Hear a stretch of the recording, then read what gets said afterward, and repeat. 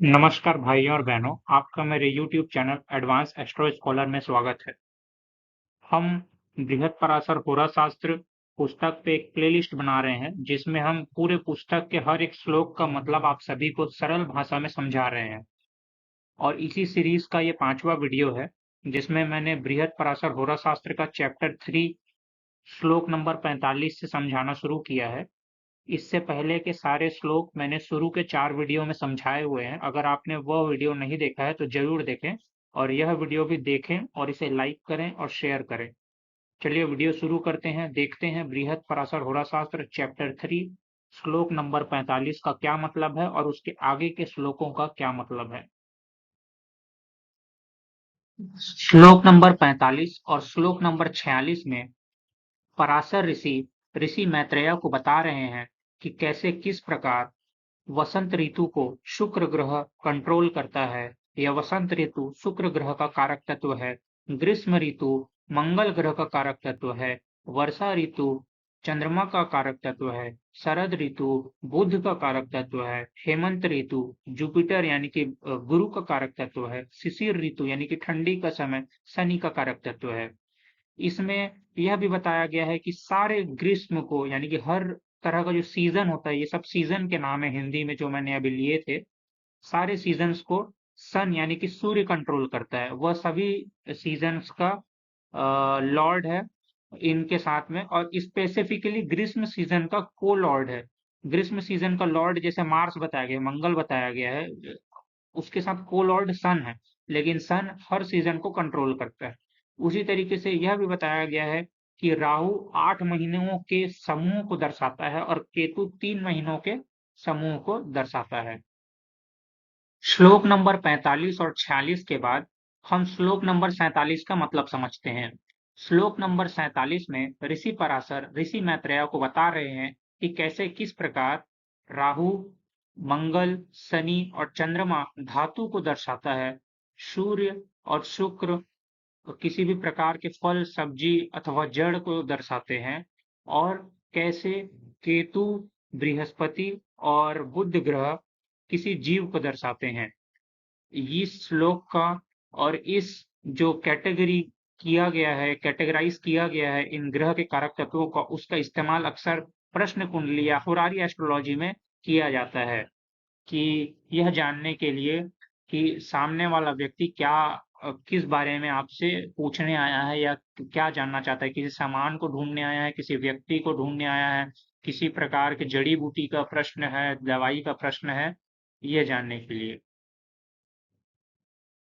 श्लोक नंबर 48 में ऋषि पराशर ऋषि मैत्रेय को शनि ग्रह के बारे में बताते हैं कि शनि ग्रह सभी ग्रहों में सबसे ज्यादा उम्र का ग्रह है, और जो व्यक्ति के जो दशा चक्र है उसमें नैसर्गिक दशा में सबसे लंबा जो समय है वह भी शनि ग्रह का ही होता है।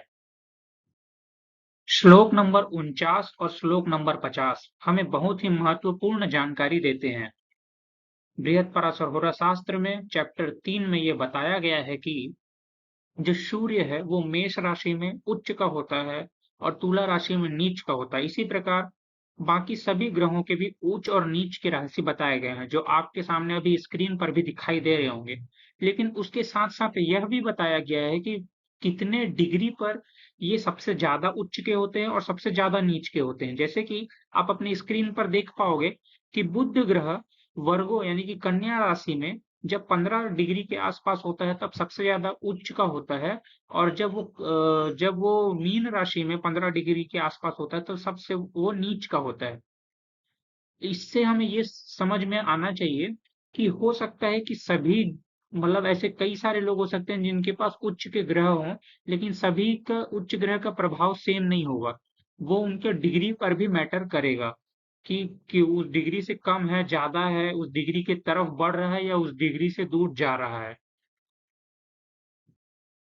श्लोक नंबर 51, 52 और 53 और 54, ये चारों श्लोक बहुत ही ज्यादा महत्वपूर्ण हैं, क्योंकि इन चारों श्लोक में हमें 7 ग्रह के उन्हीं के राशि, उन्हीं के घर में कौन सा मूल त्रिकोण का जो एरिया है यह बताया गया है।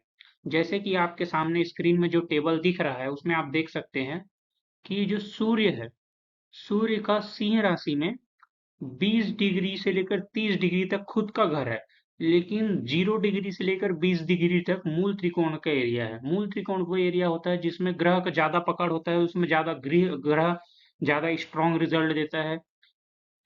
चंद्रमा का उसी प्रकार से वृषभ राशि में 3 डिग्री से लेकर 30 डिग्री तक मूल त्रिकोण का एरिया है।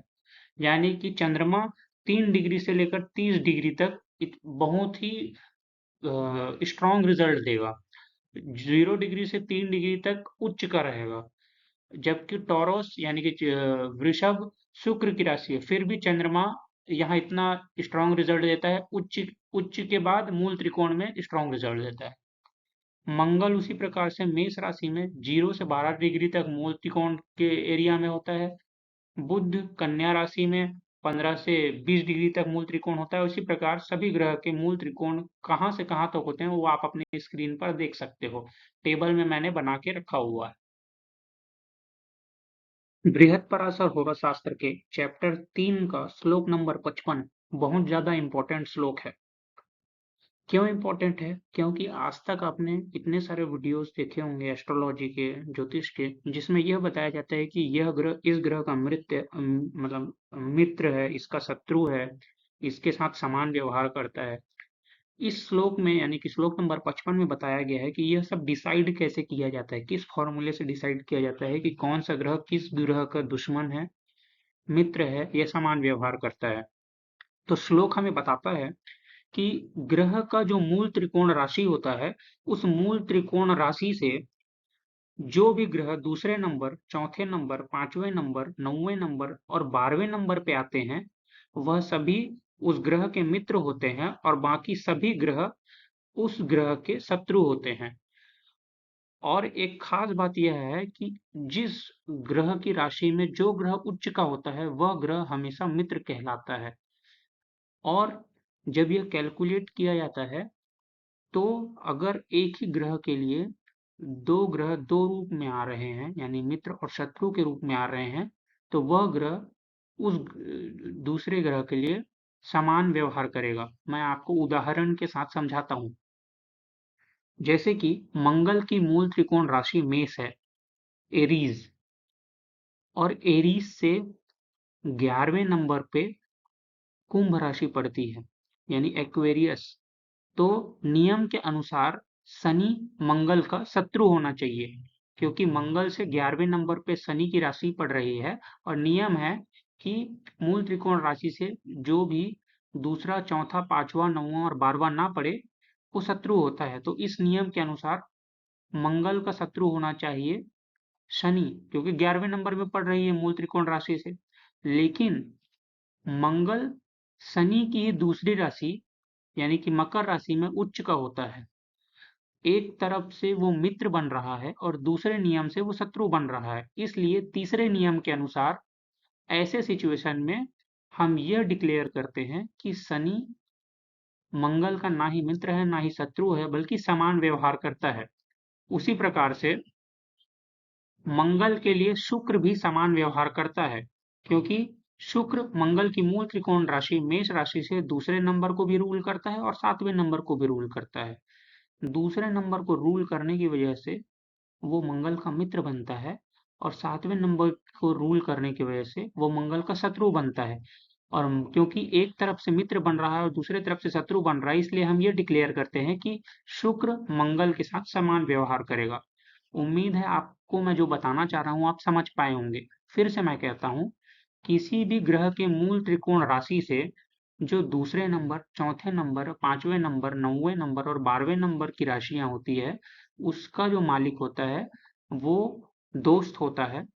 और बाकी जो तीसरा नंबर हुआ, छठवां हुआ, सातवां हुआ, आठवां हुआ, 10वां हुआ, 11वां हुआ, वो सभी शत्रु होते हैं। और जो जिसकी राशि में ग्रह उच्च का होता है वह सदा ही मित्र कहलाता है। इन तीन फॉर्मूले को यूज कीजिए। इन तीन फॉर्मूले से जो मित्र और शत्रु आते हैं उसे नोट कीजिए। आपके सामने मैंने टेबल में ये नोट कर रखा है कि किस ग्रह के कौन सा मित्र ग्रह है और कौन सा शत्रु ग्रह है, ताकि अगर आपको कैलकुलेशन में दिक्कत हो तो आप यह टेबल देख सकें। आप कॉपी पुस्तक लेके बैठे होंगे उम्मीद है, और सभी चीज नोट कर रहे होंगे या स्क्रीनशॉट लेके रख रहे होंगे, ताकि आगे एस्ट्रोलॉजी सीखते समय या एस्ट्रोलॉजी का कंसल्टेशन करते समय आपका काम आ सके। तो इस वीडियो में मैंने श्लोक नंबर 45 से लेकर श्लोक नंबर 55 कवर किया है बृहत्पराशर शास्त्र का चैप्टर 3 का। अगले वीडियो में अब हम श्लोक नंबर 55 से आगे कवर करेंगे और आपको अच्छे से और सरल भाषा में समझाने का प्रयास करेंगे। आपने अगर चैनल सब्सक्राइब नहीं है चैनल किया है तो चैनल को सब्सक्राइब कीजिए। वीडियो को लाइक करना बिल्कुल भी मत भूलिए। कोई डाउट है तो कमेंट करके हमें बताइए। Like and subscribe the video. Thank you.